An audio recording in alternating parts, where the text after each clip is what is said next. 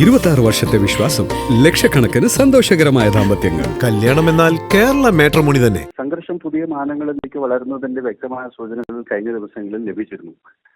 അതിന് പ്രധാനപ്പെട്ട കാരണം എന്താ വെച്ചാൽ അമേരിക്ക പ്രഖ്യാപിച്ച ലക്ഷ്യങ്ങൾ ഒന്നും തന്നെ പൂർത്തീകരിക്കാതെയാണ് കഴിഞ്ഞ ജൂൺ മാസം ഏതാണ്ട് മെമ്മോറണ്ടം ഓഫ് അണ്ടർസ്റ്റാൻഡിങ്ങിലേക്ക് പോയത്.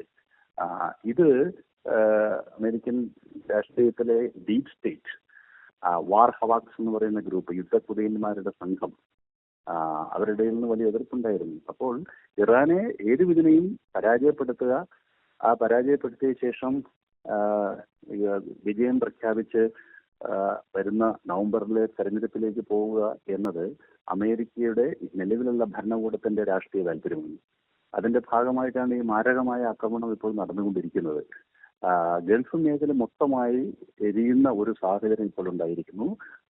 അത് എണ്ണ ശുദ്ധീകരണശാലകളും ഹോർമുസ് കടലിലൂടെയുള്ള കപ്പലുകളും വാണിജ്യ കപ്പലുകളും ഒക്കെ ആക്രമിക്കുന്നതിൽ നിന്ന് നിലവിൽ ജനാധിപത്യ കേന്ദ്രങ്ങളും സിവിലിയൻ ഇൻഫ്രാസ്ട്രക്ചർ കൂടി തകർക്കുന്ന നിലയിലേക്ക് യുദ്ധത്തിന്റെ രീതി മാറിയിരിക്കുന്നു.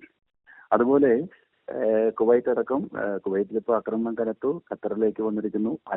ഖത്തറിലെ അൽ ഉബൈദ് താവളം അമേരിക്കയുടെ ഏറ്റവും വലിയ മേഖലയിലെ താവളമാണ്, സൈനിക താവളമാണ്. അതിലേക്കടക്കം ആക്രമണം ഉണ്ടാകുന്നു. അങ്ങനെ ഈ ഗൾഫ് മേഖലയിലേക്കുള്ള ഇറാന്റെ ഡ്രോൺ മിസൈൽ ആക്രമണങ്ങൾ അതിരൂക്ഷമായിട്ട് തന്നെ നടക്കുന്നുണ്ട്. അമേരിക്ക ആകട്ടെ മുന്നും പിന്നും നോക്കാതെ ഇറാന്റെ പ്രധാനപ്പെട്ട കേന്ദ്രങ്ങളിലെല്ലാം അവരുടെ ഇക്കണോമിക് ഇൻഫ്രാസ്ട്രക്ചർ അവരുടെ പൂർണ്ണമായും തകർക്കുക, അതുപോലെ എനർജി ഇൻഫ്രാസ്ട്രക്ചർ തകർക്കുക, സിവിലിയൻ കേന്ദ്രങ്ങൾ ആക്രമിക്കുക, ഈ നിലയിലേക്ക് അമേരിക്കയുടെ വ്യോമാക്രമണത്തിന്റെ രീതിയിൽ മാറിയിരിക്കുന്നു. ലഭ്യമായ വിവരങ്ങൾ പ്രകാരം ഇസ്രായേൽ കൂടി യുദ്ധത്തിൽ പങ്കെടുക്കാനുള്ള സാധ്യത കൂടി വരുന്നുണ്ട്. അതും കൂടെ സംഭവിച്ചു കഴിഞ്ഞാൽ ഒരുപക്ഷെ കൂടുതൽ മാരകമായ തലങ്ങളിലേക്ക് ഈ സംഘർഷം വളരാൻ സാധ്യത.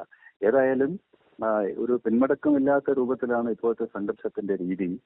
ഒന്നുകിൽ ഇറാൻ പൂർണ്ണമായും പരാജയം സമ്മതിക്കുകയും അമേരിക്ക ഹോർമുസ് കടലിടുക്കിന്റെ നിയന്ത്രണം ഏറ്റെടുക്കുകയും ചെയ്യും എന്നുള്ള നിലയിലേക്ക് കാര്യങ്ങൾ പോവുകയാണ്. അത്തരത്തിലൊരു കീഴടങ്ങലിന് ഇറാൻ തയ്യാറല്ല എന്നത് സുവ്യക്തവുമാണ്. അപ്പോൾ ആ സാഹചര്യത്തിൽ ഈ കത്തി നിൽക്കുന്ന ഈ സംഘർഷം കൂടുതൽ ആളിക്കത്താനാണ് സാധ്യത എന്ന് മാത്രമേ ഇപ്പോൾ ഈ സംഘർഷത്തെ പുറമേ നിന്ന് നിരീക്ഷിക്കുമ്പോൾ നമുക്ക് പ്രതീക്ഷിക്കാൻ സാധിക്കുള്ളൂ. എന്തായാലും ഇരു ശക്തികളും ഒത്തുതീർപ്പിന് തയ്യാറാകാത്ത ഒരു സാഹചര്യമാണ് നിലവിലുള്ളത്. അതുപോലെ തന്നെ മിഡിൽ ഈസ്റ്റിൽ കൂടുതൽ രക്തച്ചൊരിച്ചിൽ ഉണ്ടായേക്കുമോ എന്നൊരാശങ്ക നിലനിൽക്കുന്നുണ്ട്. വരും ദിവസങ്ങളിൽ നമ്മൾ എന്താണ് പ്രതീക്ഷിക്കേണ്ടത്? ഇതിൽ ഏറ്റവും കൂടുതൽ പൊറുതിമുട്ടുന്നത് സാധാരണക്കാരാണ്. പ്രത്യേകിച്ച് ഗൾഫ് മേഖലയിലേക്ക് ആശങ്ക കനക്കുന്നതുകൊണ്ട് തന്നെ വിമാനത്താവളങ്ങളെല്ലാം അടച്ചുപൂട്ടുന്നൊരു സ്ഥിതിയിലേക്ക് പോകുമോ എന്ന ആശങ്കയും ഇരട്ടിക്കുകയാണ്. സാധാരണക്കാരുടെ ജീവിതം ഒരു തടവിൽ അടയ്ക്കപ്പെട്ട പോലെയായി. കാരണം വിമാനങ്ങൾ ഓടുന്നില്ല, കപ്പൽ ഗതാഗതം സുഗമമല്ല, റോഡ് മാർഗമുള്ള സഞ്ചാരം പോലും ബുദ്ധിമുട്ടായിരിക്കുന്നു. സൈറൺ മുഴങ്ങുമ്പോഴേക്കും ബങ്കറുകൾ അഭയം തേടേണ്ട അവസ്ഥ വരുന്നു. നോർമലായിട്ടുള്ള എക്കണോമിക് ആക്ടിവിറ്റീസ് ഒന്നും നടക്കുന്നില്ല. ആ മേഖല മൊത്തം ഒരു സംഘർഷത്തിൽ അമർന്നു കഴിഞ്ഞു. ഏറ്റവും വലിയ ദുരിതം ഇതനുഭവിക്കുന്ന സാധാരണ മനുഷ്യർ തന്നെയാണ്. അപ്പം മാത്രമല്ല വ്യാപകമായ തോതിൽ ജീവനും നാശനഷ്ടം സംഭവിക്കുന്നില്ല എന്നത് മാത്രമാണ് നിലവിൽ നമുക്ക് ഒരു പ്രതീക്ഷയുടെ കിരണം എന്ന നിലയ്ക്ക് നമ്മുടെ മുന്നിലുള്ളത്. വലിയ ആൾനാശം ഉണ്ടാകുന്നില്ല എന്നത് മാത്രമാണ്. അതേസമയം ഭൗതിക സൗകര്യങ്ങളും ദൈനംദിന ജീവിത പ്രവർത്തനങ്ങളൊക്കെ താറുമാറായിരിക്കുന്നു എന്നതാണ് ഇപ്പോഴുള്ള അവസ്ഥ. ഏറ്റവും പുതിയ വാർത്തകളും വിശേഷങ്ങളും വിരൽ തുമ്പിലറിയാൻ സീ മലയാളം ന്യൂസ് എല്ലാ ഡിജിറ്റൽ പ്ലാറ്റ്ഫോമുകളിലും ലഭ്യം.